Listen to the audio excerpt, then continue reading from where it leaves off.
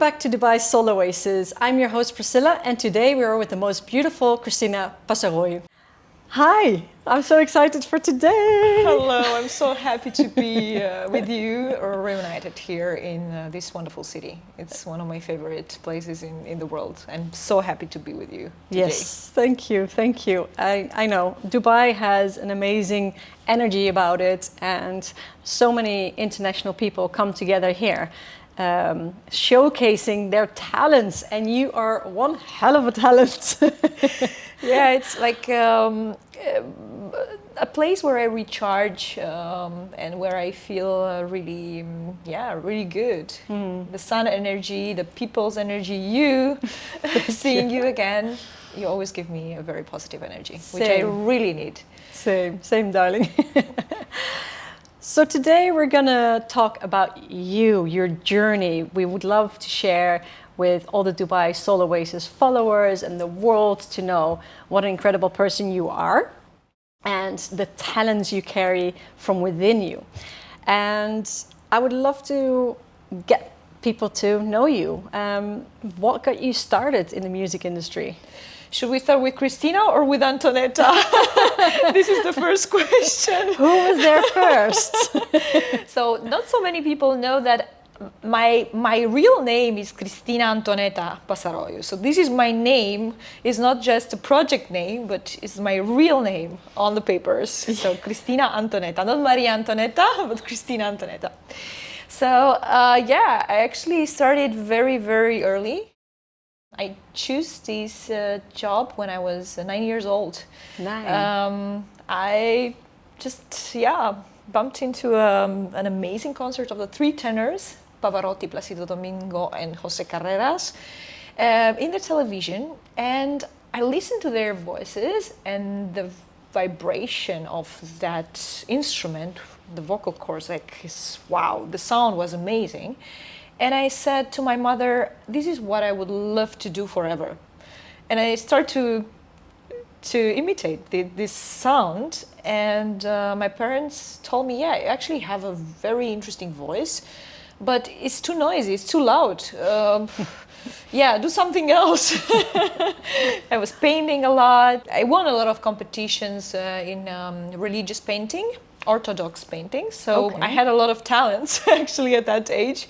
And my parents told me, just shut up, do something else. My teachers told to my parents, you should bring her to a choir or singing lessons, because she has a very different voice with a lot of volume. Her color, like timbre, is so different, and she should actually study professionally. Wow. And my parents asked the teacher, okay, fine, but which chances she has to make a career? And she said, you have two options. The first one, to believe in her talent and sustain her as much as you can. But when she will get there, you will, you will get all the work back if she will get there. And the other option was, you have to obligate her to have a normal job, like a rational job, I don't know, a teacher, a doctor, or something else. And then give up on her dream. So my parents choose the first option to help me and trying to sustain me at least emotionally in this career, because I'm actually coming from a very modest family. They were both teachers, so we have absolutely a normal family, and they couldn't really sustain me financially, but it was like a very, very, very important step for me to be, to feel like I'm there with them, and when they, doesn't matter what, I know they will give me a right advice, or they will be there for me, sustaining me, emotionally, which is very, very important. Yeah. Especially at that stage, as a child, to have your parents or someone who is there telling you, you will make it. Yeah, rooting you on. You're on the right path, and doesn't matter what, you will make it. Yes, yeah. Very, very important start and starting point. So it gives you the building blocks. That's right. To push through. That's right. And finding the right people around you that believe in you, that then starts to become like an oil mark. It starts to spread. And sometimes it can go faster than other times. And we all know that the artist industry is a very, very tough industry. Very subjective. That's the problem, because 1 + 1 never make 2. It's like 10.7. So it's very important to have someone who really believes in you and gives you wings to fly on the right path. But I also think not somebody to believe in you, but also you yourself need to believe in you. I had a very, very strong inner voice as a child, and I listened to my inner voice. It's very weird, like that instinct. Some of the kids have in general, yeah. We have an instinct, and we follow that instinct, especially when you love something really, really, from the bottom of my heart. And I followed my inner voice, like, you should do this, you should do that, you should study this, you should... I was like hungry of learning. Always studying something new, trying to steal information from my teachers, we didn't have so much as now. I'm getting older. So we had like YouTube, not so much information, and so I tried to steal some books, absorb from where I could.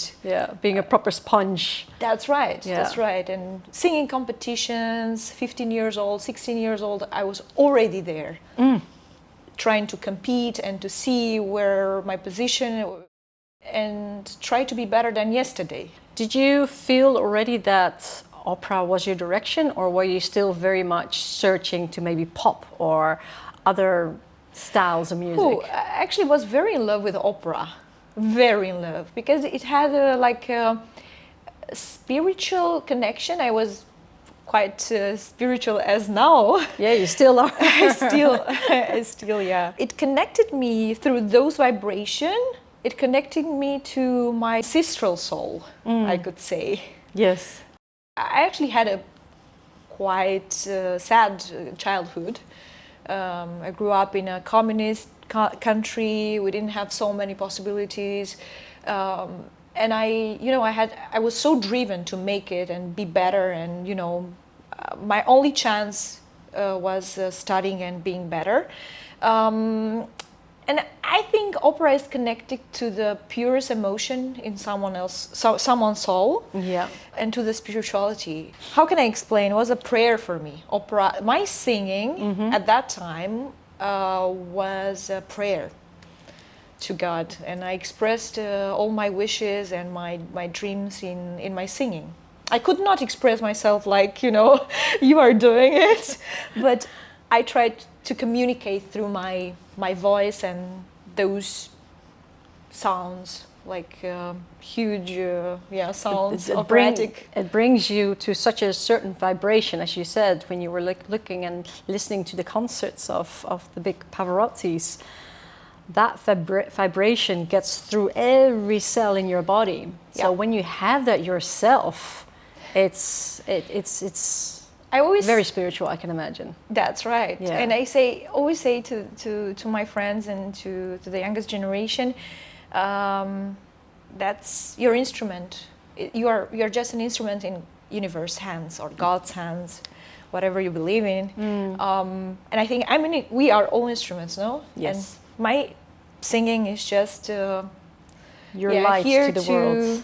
Yeah, to give something to the world. Yeah.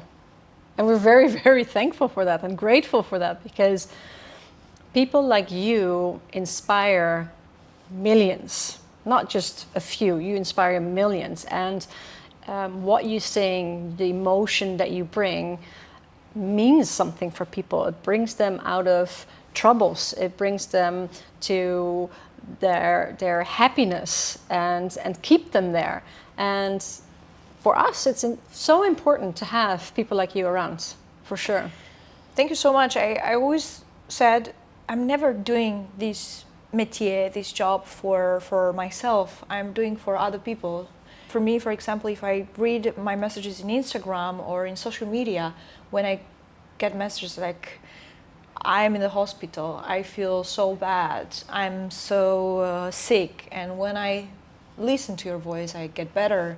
I have hope that I will get better, or these kind of very, very touching messages from people. Yeah. Then I said, okay, then this is my mission on this planet. It's your calling, yeah. And I think this is the only reason that I'm doing it. Yeah. When I have, if I can give them goosebumps and change something in their hearts, then I accomplish my mission. Yes. I hope so. This is for sure. Why I don't sleep day and night, and I work 24 hours every day, really. And I try to discover new styles and to get to get to the truth. We are all searching for a truth, and it's very subjective because your truth is different than mine. But I'm trying to find honest vibration, which gets directly to the crowd's heart. Yes, yeah. And I definitely know, and I've experienced myself firsthand, the magical touch that brings. And it is beautiful and spiritual and good for the soul, if I can say that.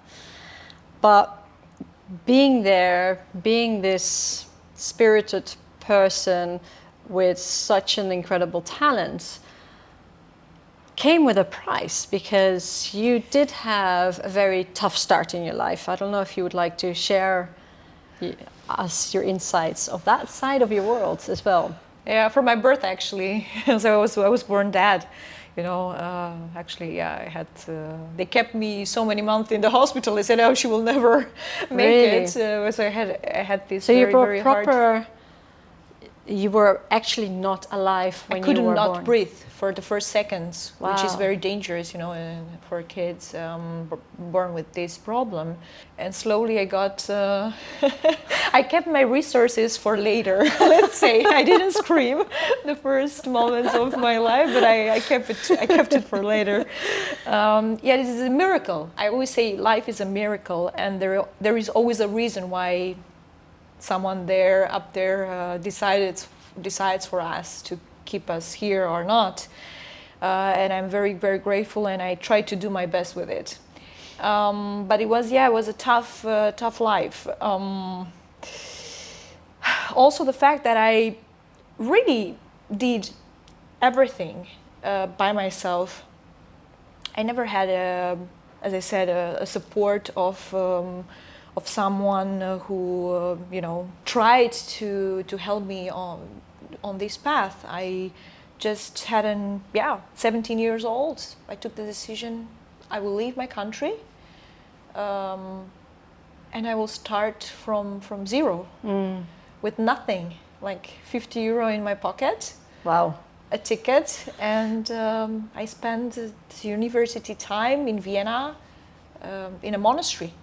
Okay. Not knowing where I sleep, where I eat, what I will have on the table the next day, and investing everything. I was singing in a church, in a Catholic church, where I was also living in the same place. And every Sunday I kept that money from the messe, from the service, for recording course. I was trying to improve myself and invest everything I had on material to get better and to get more, to learn new repertoire, new stuff. And I don't regret a second, but it was a very, very tough time. Also not making compromises. I never compromised myself with anything, with anybody. And I'm very proud of me. Yeah, you should. There is only one thing I always, I'm very tough with myself. I said, you don't do this well. You can be here. You can be better. You can improve this sound. You can improve this, a lot of things. Yeah. And I'm really, really exaggerating sometimes with destroying myself, even at the level of, you are too bad. You have to start again from zero. Oh my goodness. Yeah. And that's not easy. No. That's not easy. But the only thing that I don't regret that I never compromised myself with in no situation. Maybe I could have had a different path, an easier path, being different. But you know, I'm here where I am now. Exactly, because even if you would think that that path was maybe easier, it will catch up with you. That's right. And you have to, and for everybody that's different, you're going through that struggle and you're creating because of that. That's right. A Cristina. That's and right. an AntoNetta, right? And because you stay true to yourself, which is incredible to have that strength in your deepest lows. You're totally right. To then reinvent yourself and keep bettering yourself and keep pushing yourself to stay on the path that you need to be. And I don't believe that there was an easier path for you. I think you're right, and I will always be the same. Even in 10 years, I will always be the same. You know, that kind of, I don't know if you know the film Xena, the Princess of the War. So, you know, my friends called me like that in my childhood, during my childhood, my parents too, because I was like so wild, and I was like, I just had a vision. Yes. I had a vision and I had a purpose. And I followed that purpose, even with the price of my health sometimes, the price of, the sacrifice. I never had a normal childhood. Yeah. I never had a normal life, a normal relationship. Everything which is normal for all of us, for people in general. I never had that. You had a different route. Yeah. It was tough. Yes. Because sometimes I could not even remember on which side of the bed I was waking up. You know, because I was in a different hotel with different people around, and you have always to understand the mentality of other people and to the culture. We are so different, and we are working in so different places. And we have to understand the human psychology and mentality in order to be integrated in a production. For example, in an opera house, we work with 200 people sometimes. You have in the choir, in the orchestra, you have the director, you have the conductor, you have the people who are working in technical stuff, lighting, and so on. You have so many people.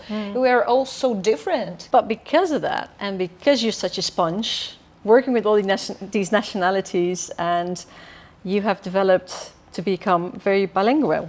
Sorry, there goes my tongue. And how many languages do you speak? Like 7? I try to speak 7. My That's goodness. right. And that's also because I grew up. So my parents were teaching French. So I had French home. Yeah. I'm coming from Romania, so I was born in Romania. So it's quite a Latin language. And then the rest, English is very international for sure. My favorite one is German, so I love to speak German. It's like, I'm weird, but I love it. And we had to learn actually in the school. It's like respect for the scores and for other colleagues too, to understand the repertoire and to understand them better. I just learned, Italian. I had an Erasmus exchange with Vienna University in Milano, so I studied in Milano and Bologna, where I studied Italian language, so it was quite cool, and then Spanish and so on. So Incredible. So having all the different languages and being all in the different parts of each world, do you feel that each language has its style? So do you feel like Italian means opera, or English means pop? Does that translate to anything like that? Oh, I think I will give you a very different answer right now, because I think I'm connected emotionally to the languages and to the people, to the memories. And I have, for example, in Spain, I have memories with Spanish people in Barcelona, and then I have, I have an emotional memory. I love each one, so I find so complex and so interesting. As I said, German is my favorite one, but I think it's like a more emotional memory connects me with a certain language. And what would you call home then? Home is where my heart is, and I always try to feel, to feel home everywhere. It's very hard. I don't feel like settled down, not even now, and I'm getting older. And I can't say here I feel really home, or this is the place where I can imagine myself for the next 20 years. I try to make home in the place where I'm right now. So for me right now is you in Dubai, here right now, and I try to give my best and to feel connected to that place. Yes. But it's not easy. It's not easy because the luggage also is, and the airplanes are my home too. So I try to make it comfortable everywhere where I go. Yes, impressive. What I would like to tell everybody, because not everybody knows this about you, you are the very first soprano that's a DJ. I think it's actually true. I'm the first craziest one. Yeah, the most craziest soprano in the world. Yeah. Oh yes, this is something like, I think, who doesn't change himself and progress doesn't stay true to himself. And I think developing yourself and finding out who you really are and be true to yourself, as you said before, it's so important. Yeah. And I think not so many people have the courage to be themselves. That's for sure. And be honest with themselves and with other people too. And ask myself during Corona who I really am. It was like the first time in my life when I had time to think about who I was, because otherwise I'm like 300 days in a year we were, in a production, working and learning 500 pages, one day after the other, 46 main roles, so different repertoires, whatever, and it takes so much time and energy. Thinking about this instrument, which is very sensitive, so you have to take care of it. You don't have time to think of who you really are. It's like I had I was like, how I dressed up. I dressed up like very modest and very normal because I didn't have time to go at the hairdresser to think about what I. No, I was like I was in the service of my job, and my job was really tough, like in a military system. Can you come tomorrow? Jump into this role. I've sang like 5 years ago. I said, yeah, sure, why not? So I do it. So I was today in Tel Aviv, tomorrow in Berlin, the day after tomorrow in Copenhagen. Wow. So Corona for me was a blessing. A true blessing when I had time to stop, breathe, discover myself, discover the world. And my friends were like triggering me. You're so creative. You should just, write something. You write your own music, do your own thing. And I said, yeah, I actually can do that. And they provoked me. They're real friends. They're real friends. They're real, They're a few, but they are very good. As I said, I never thought that I could do something like that. I could not imagine, because I was so much in my very conservative world. Because opera is really conservative. Yeah. Also full of stereotypes, full of, like, you have to think in a box. Okay. Even if we try right now to get out of the box, but it's very, very complex and very difficult to really get out of the box in a smart way. So I said, okay, let's do it. And after 3 hours, we had the first song, Ashes into Fire, the story of my life. We have to, It doesn't matter what happens to us, we have to try our best and and Move transform ashes into fire. Beautiful. And thanks to Andy Platon, my producer, at that time and even now, we are still collaborating together. We met in Hannah Road Studio in Montreux in Switzerland, where I was living at that time. And we got after 3 hours the first song. Wow, that's fast though. Yeah, which is a combination between the electronic music and opera. I inspire myself from Puccini, Verdi, and very classical stuff, and combine the register of soprano with the electronic music beats like techno, EDM techno, melodic techno now. And then I thought I'd love to learn new things, and I start to learn how to DJ at some point. And I said I could do this, it gives me so much energy and it's so much fun. But you have so much energy. That's why I think it's amazing to see that shift. Because I have to put it somewhere. I know, right? Just like, woohoo, let me go. Unleash the tiger. Give to the people the same positive energy, hopefully. Oh, yes, you do. And transform, maybe I can also inspire with it, It doesn't matter at which point you are in life, you can always learn something new, and you can always restart and do something where you get goosebumps. Yeah. I always say this is so important. In the moment when you don't have those goosebumps anymore, you have to quit.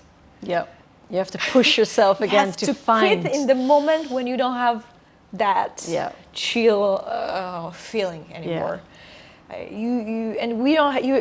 you don't have it, you have to find something which you need to do soul searching to be honest with yourself and look at your inner truth again. It's and such find a it. short journey. Life is a short trip. Yeah.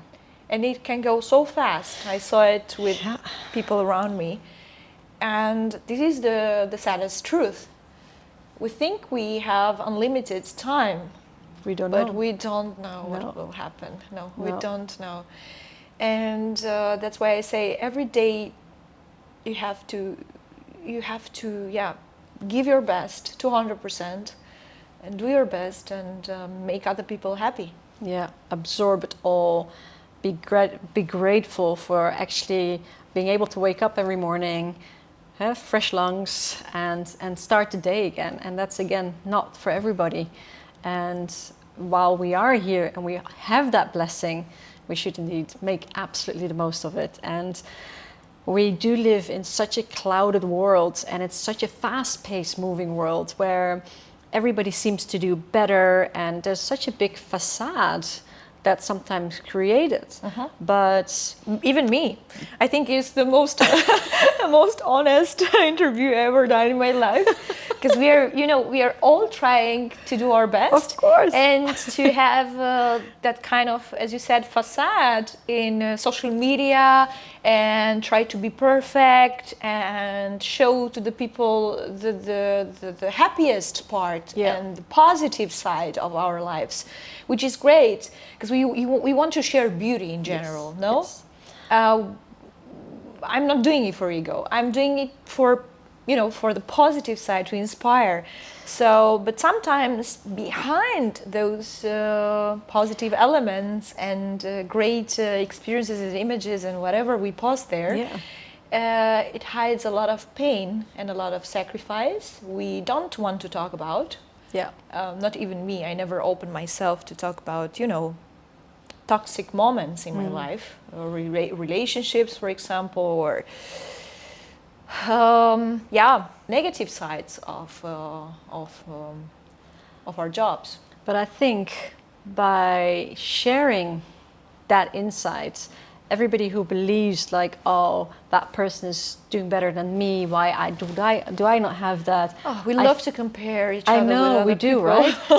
But by showing that every single person, and I do believe every single person behind that beautiful picture, behind that beautiful post that they make, lies a dark side and a struggle. And I would love to let people know and inspire them that it's okay. You struggle and you will get out of it, and you will have that beauty at the end. And you know what? I think we should never judge other people. No. Because I did that in my past when I was younger, and I had we never know what's hidden behind those stories and those impressive careers and destinies and beautiful appearances. Yes. We don't know what's behind, and very often there are a lot of dramas hidden behind them. And people shouldn't be embarrassed about it. And just like yourself, as you mentioned, you've dealt with a lot of toxicity in your life. I did, yeah. And I'm laughing about it because I had two options: be the victim, or turn ashes into fire. Go for it. Yeah, you just have two options. Yes. You have to choose. You can be happy or you can be sad. The day will still go on, right? That's right. And you fought through that, but would you be able to share a little bit of your journey on that? Would you be open for that? Yeah, in the job world, relationships, like private relationships, or whatever shaped you to this beautiful person that you are today. Thank you, first of all, for appreciating that. It's like, both had a very, very big impact on my personality, in my career, and also as a woman. I had very often the feeling that I'm not good enough, and I never really loved myself. No, we all are seeking for love and unconditional love, to feel like protected, to find resonance in other people's hearts and lives, and sharing beautiful emotions and things with other people. But I did choose a lot of toxic people around me. I choose them. Subconsciously, I presume. Subconsciously, yes. I hope. Thinking that everyone is like you was very, very, very difficult for me. And I choose those narcissistic profiles who put me down.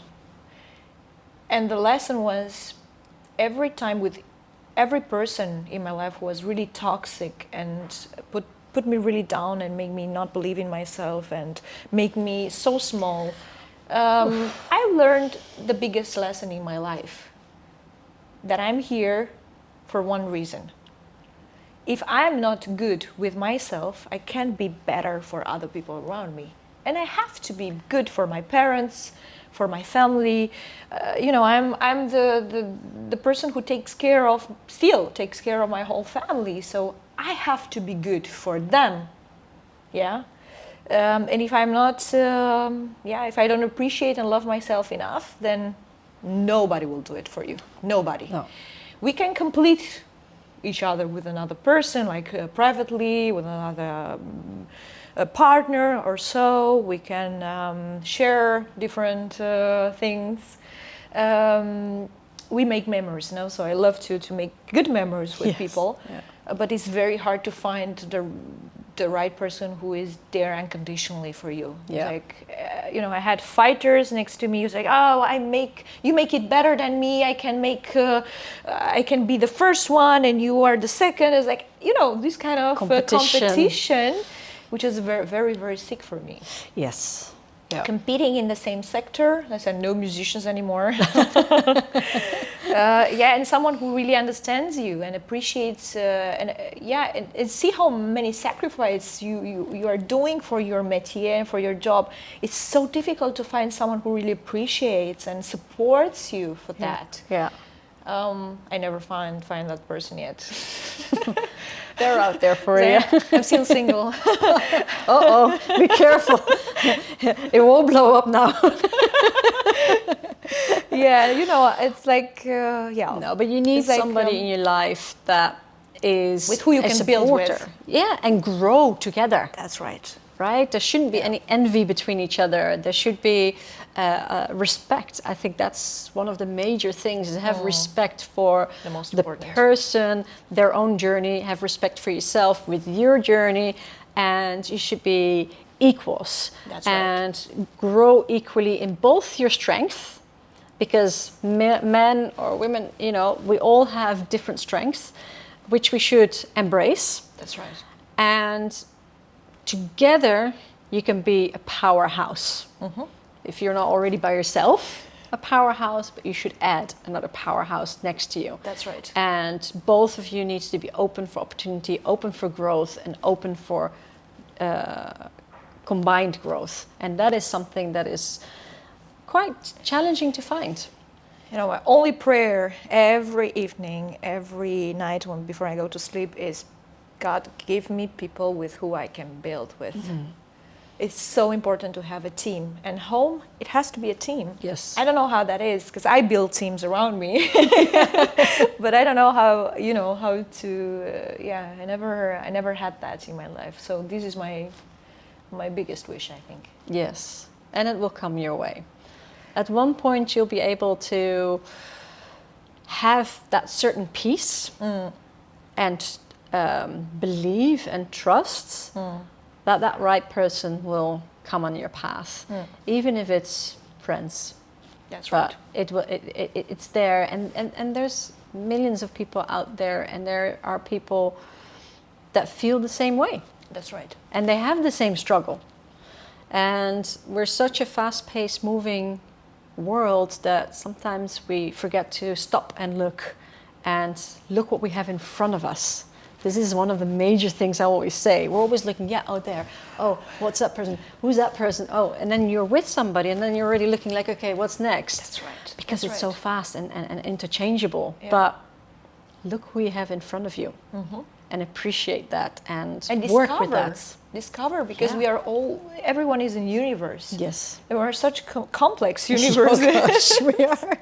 So discovering all these, you know, colors in someone's personality and build on that. It's not for everyone, because we don't have patience anymore.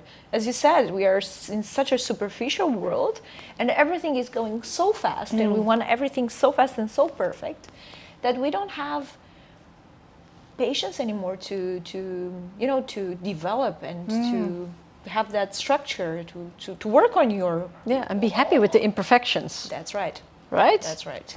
It's like embrace that, because maybe that is where your strength lies. That's right. You know, just the perfect world. We're not robots. No. And I think that's not the beauty. Yet. Not yet. It's going fast though.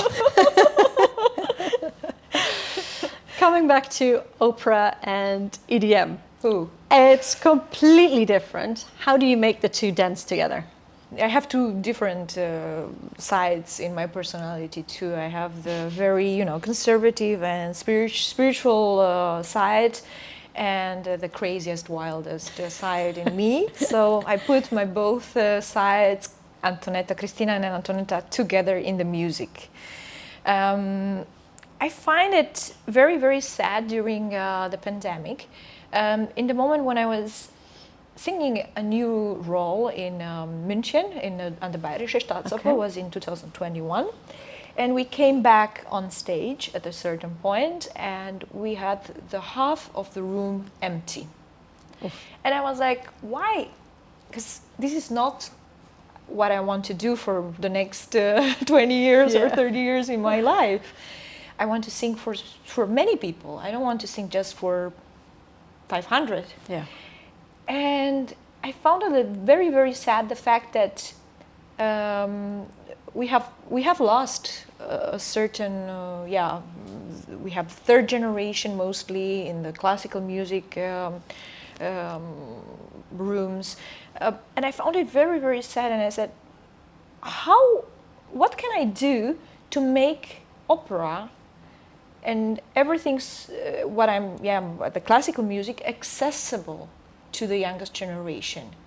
Yeah. This was the main purpose. It was the first question. I said, why we have to bring more people in the room. Yeah, and then I found a way. I found my way. Which I'm excited about because I love that style. It's like, it's not for everyone, you know? It's like the first reaction is love or hate. Because the people are saying, what is this sound?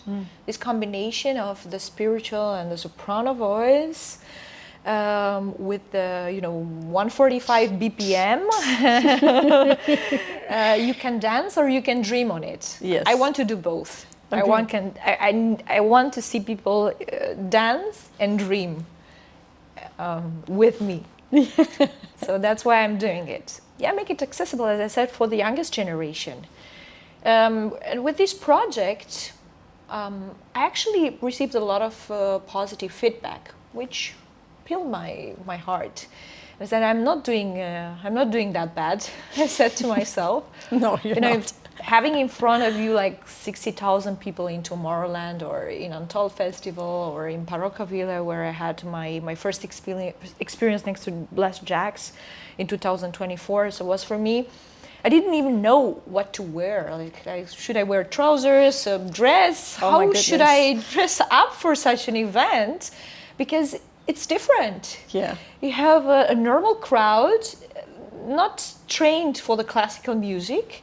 Like you have a different public, completely different, and it's a huge amount of people in front of you who were experiencing opera for the first time in their lives. So the first seconds, we still have the recordings in YouTube. I watched and I said, oh my God, my heart is beating so fast when I look at it. So they were like, what's this? I said, we like it. So I said, okay.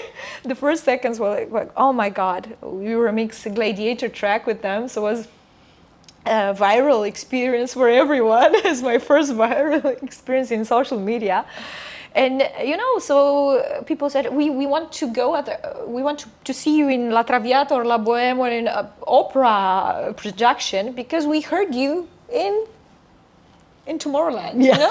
And this is the best thing I ever experienced, because people are there, they come in those festivals, and not to, sometimes in the opera world we have criticals.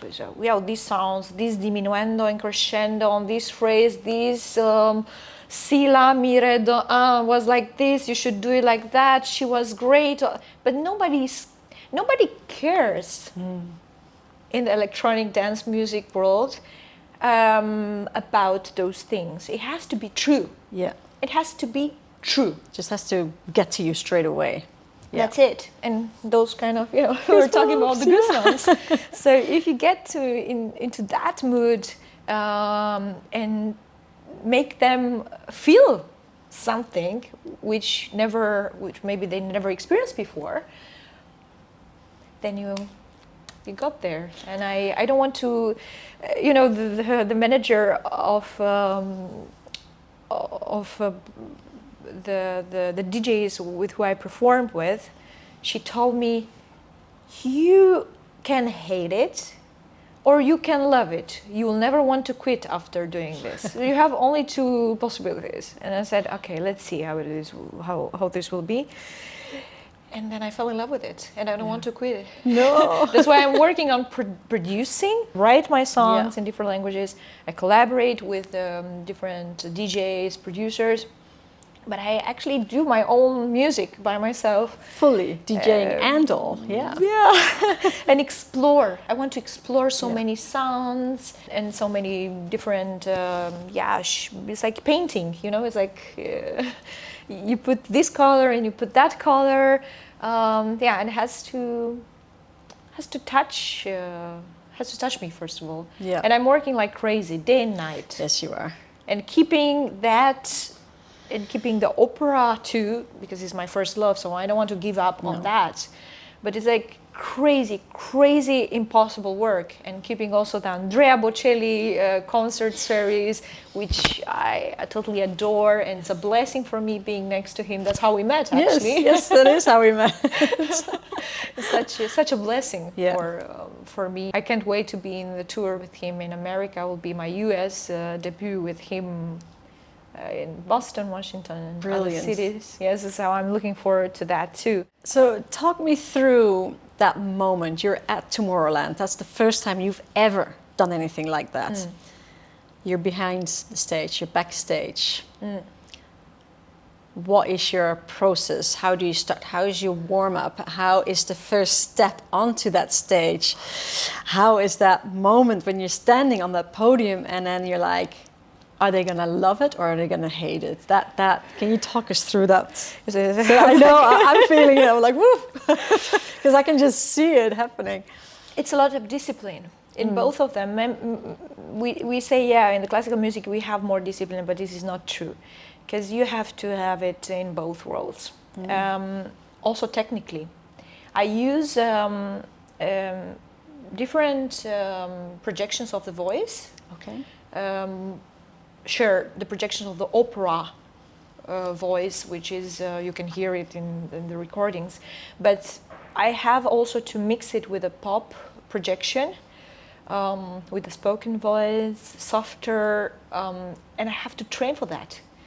Behind stage, but every day I have to train my voice, my instrument, to get those ranges, completely different vocal ranges.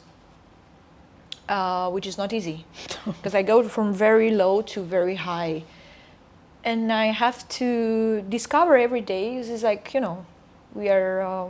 It's a very fragile instrument. Yeah. Exercises. I exercise my voice. Like I visit my doctor, my phoniater in Zurich. He's oh my God, without him I could not be alive. I discover, with him a lot of everyday new exercises, vocalizing, different things like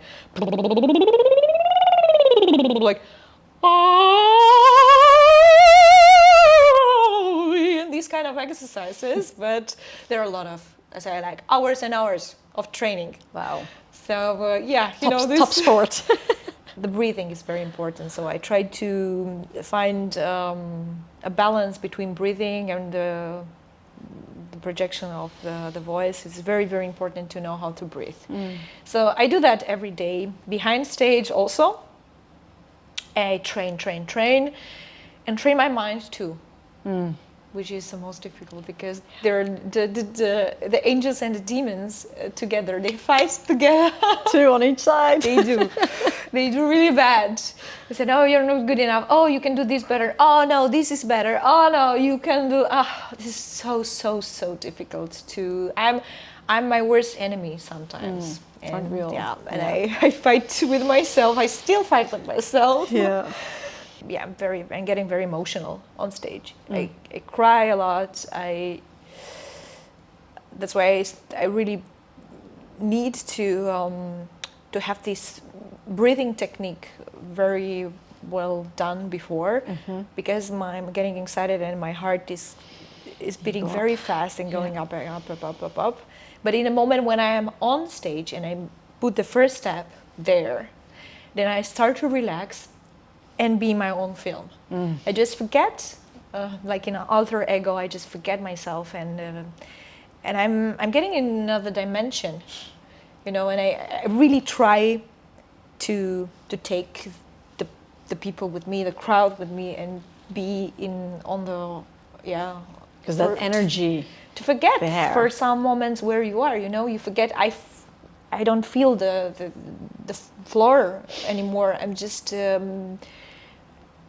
in my world, flying, which is a very nice feeling. Yeah. And you can feel it only on stage. Actually, it's very hard to do this in normal life, no? And we artists have this opportunity and this amazing chance to be someone else also. Yes. To alter ego, to forget your human body and vibrate high. Yeah, Sky on another high. dimension. Yes. Yeah. And then you get the crowd. Exactly. Dance with you, something like, and performing also at 5 o'clock in the morning.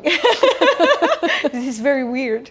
So, oh my God, you know, normally the DJs, they're up all the whole night, but I am like, you know, an opera singer, so I'm used to take care of my vocal cords and go to sleep at 10 o'clock, not to drink, not to smoke.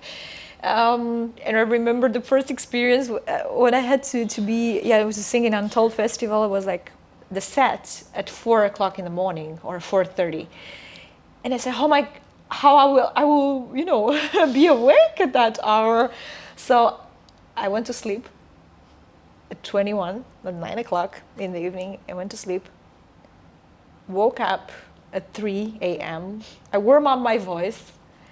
I tried to, you know, to drink a lot of Red Bull, and then at 4:30 to give the best, which is very hard, you know, because it's another rhythm. Yes. And for the vocal cords, if your DJ is different, but if you have to sing and sing live, then you have to. To know your body very well. Yeah. Well, and to react, to listen to your body, and to know which exercises and how to train in order to give your best at that hour. My God. Yeah, but it's the same as with the Olympics. The people that are doing Olympic sports, they go to all these different countries where they have to go in a different time zone. Their performances are in different timings than what they're used to. So they also have to adjust weeks in advance to be able to give them their most strong performance at that time. So that's the same, by the sound of it, for you. Psychologically and your muscles, your instrument, your body has to be there, to be fit. And that's why we have also to train physically. Yeah. Not only the breath, but, you know, Pilates, yoga, Qigong, this kind of arts, in order to keep the muscles awake. And every cell of your body is sound. So the sound is the result of every cell in your body. Mm-hmm. That's why, discipline is important. Yes. Without discipline, you will not make it, that's for sure. Yeah. And it's not easy. No. How would you like everybody, so all the people that have come into contact with you, how would you like them to remember you? What's the legacy you want to leave behind? That's a big one, sorry. It's very emotional. I want them to remember how I made them feel. I think we all live here with experiences, no? Mm-hmm. How they make you feel and how you make them feel. Yeah. So the emotion.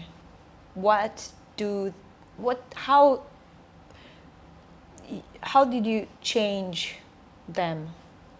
Maybe with a word, maybe with a sound, maybe with help, maybe with something. I don't know with what, but I want to give them my best.